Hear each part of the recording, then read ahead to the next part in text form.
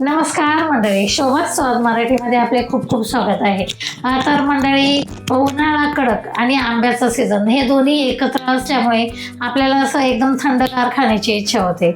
तर म्हटलं चला थंडगार म्हटल्यावर आता काय बनवायचं, तर असा विचार केला की थंडगार छानपैकी म्हणजे कडक उन्हाळा आणि आंब्याचा सीझन हे दोन्ही एकत्र करून आपण छानपैकी असं एकदम थंडगार असा आम्रखंड बनवणार आहोत. तर आम्रखंड बनवण्यासाठी मी आता अगोदर चक्का बनवून घेणार आहे. तो चक्का कसा बनवायचा तो मी तुम्हाला दाखवते. चला तर बघूया. हे 1 लिटर दूध घेतलं होतं मी. आपलं म्हशीचं दूध असतं ना मलाईदार, तसं मी एकदम छानपैकी 1 लिटर दूध आणि थोडंसं दही घेतलं होतं मुरवण्यासाठी. तर मी 1 लिटर दुधाचं दही बनवलेलं आहे. हे दह्यापासून आपण चक्का बनवणार आहोत आणि चक्का बनवून झाल्यानंतर आपण आम्रखंड बनवून घेणार आहोत. तर मी तुम्हाला अगोदर दाखवते चक्का कसा बनवायचा. चक्का बनला की तुम्हाला दाखवेल आम्रखंड कसं बनवायचं. पहा बरं मंडळी, घरामध्ये मी दही बनवलेलं आहे. किती छान बनवलेलं आहे आपलं दही. एकदम अशा खापाच्या खापा दह्याच्या निघतात. पहा बरं, तुम्ही बघू शकतात किती सुंदर आहे. तर मंडळी, मी एकदम स्वच्छ एकदम असा पातळ रुमाल आहे, कॉटनचा कपडा आहे, त्याच्यामध्ये मी हे एकदम व्यवस्थित बांधून घेणार आहे.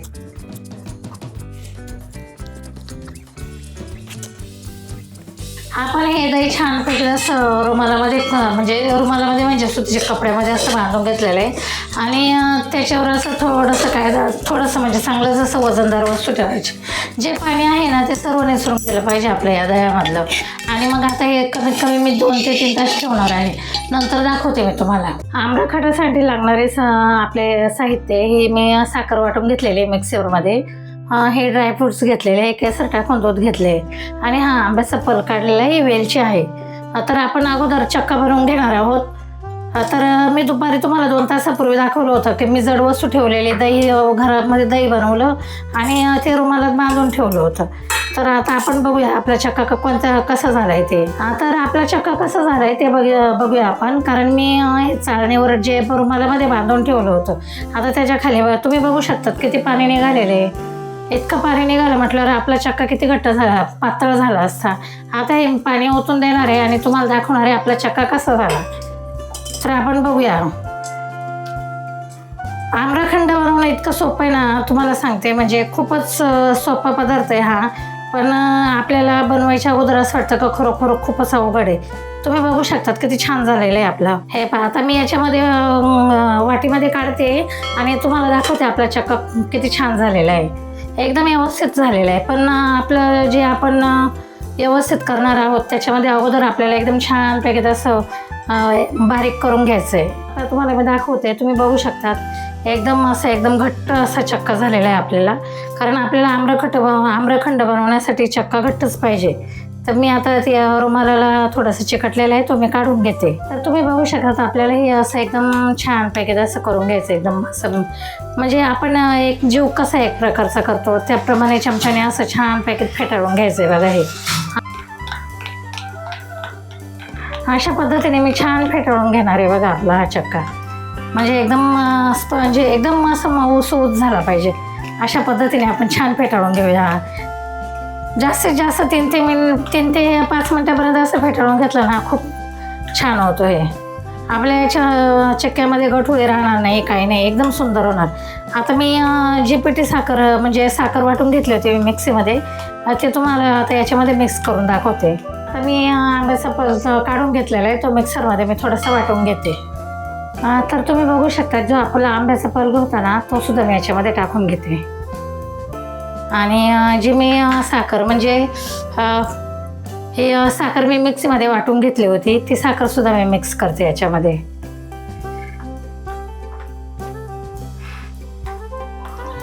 अशा पद्धतीने आपण छान फेटाळून घेते. तर मंडळी, आपला आता उन्हाळ्याचा सीझन, आंब्याचा सीझन म्हणजे कडक उन्हाळा आणि आंबा हे दोन्ही मिक्स झाल्यामुळे मी ही रेसिपी म्हटलं चला आपल्या प्रेक्षकांना खूपच आंब्याच्या सीझनमध्ये आपला आम्रखंड दाखवणं खूप महत्त्वाचं वाटलं मला. आणि माझे 500 सबस्क्राईब केले, ज्यांनी सबस्क्राईब केले, माझे व्हिडिओ बघितले, त्यांना माझे मनापासून धन्यवाद. तर मंडळी, आता आपण हे छान फेटाळून घेतो आहोत.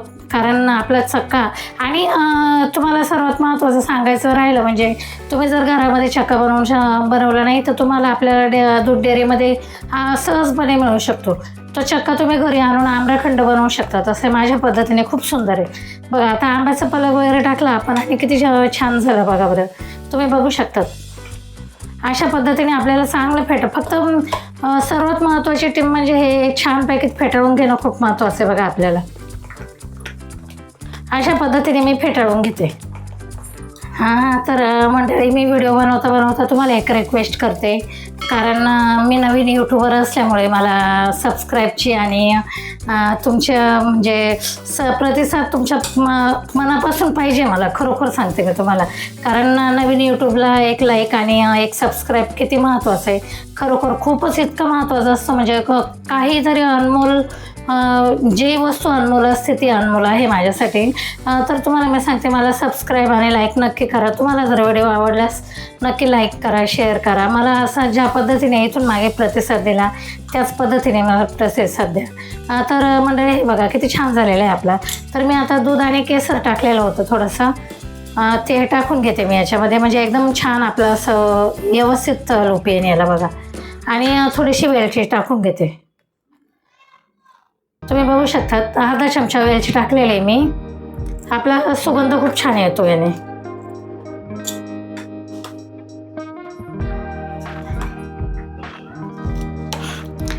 तर मंडळी ही रेसिपी इतकी सोपी आहे ना, तुम्हाला सांगते खरोखर.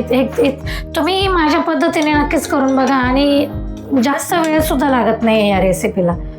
आणि आपण बघा कुणी पाहुणे आले, चला घरी आपलं मार्केटमध्ये जा आम्रखंड घेऊन या. समजा मँगोचं सीझन नसलं, अशा पद्धतीने तुम्ही सिंपल दुधाचं श्रीखंड जरी केलं तरी चालू शकतं. किंवा तो तुम्हाला फेवरेट एखादं आवडत असेल, म्हणजे एका प्रकारचं श्रीखंड. आता हे मी आम्रखंड बनवलं आहे. तुम्हाला जसं फक्त दह्यापासूनच चक्का बनवून श्रीखंड बनवायचं असेल याच पद्धतीने बनवू शकतात. फक्त याच्यामध्ये मँगो नाही टाकायचे. एकदम सिंपल रेसिपी मंडळी. तर तुम्ही ही रेसिपी माझ्या पद्धतीने नक्की करा. तर म्हणजे तुम्ही बघू शकतात किती छान आपला आम्रखंड झालेला आहे. तुम्ही बघू शकतात. असं ड्रायफ्रूट्स टाकून घेते म्हणजे एकदम छान आपले चव अप्रतिम वाढेल.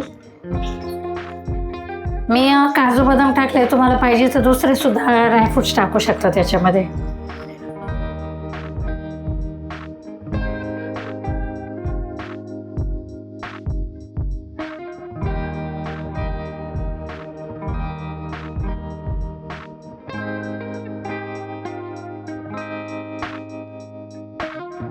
तर मंडळी आपला थंडगार आणि चवदार आम्रखंड इतकं चवदार झालं आहे काय सांगू तुम्हाला. खरोखर तुम्ही माझ्या पद्धतीने एकदम थंडगार आम्रखंड करून बघा. आम्रखंड म्हणजे श्रीखंड इतकं चवदार झालं आहे आणि इतकं छान लागतं आहे. तर तुम्ही नक्कीच कधी बनवणार सांगा बरं मला.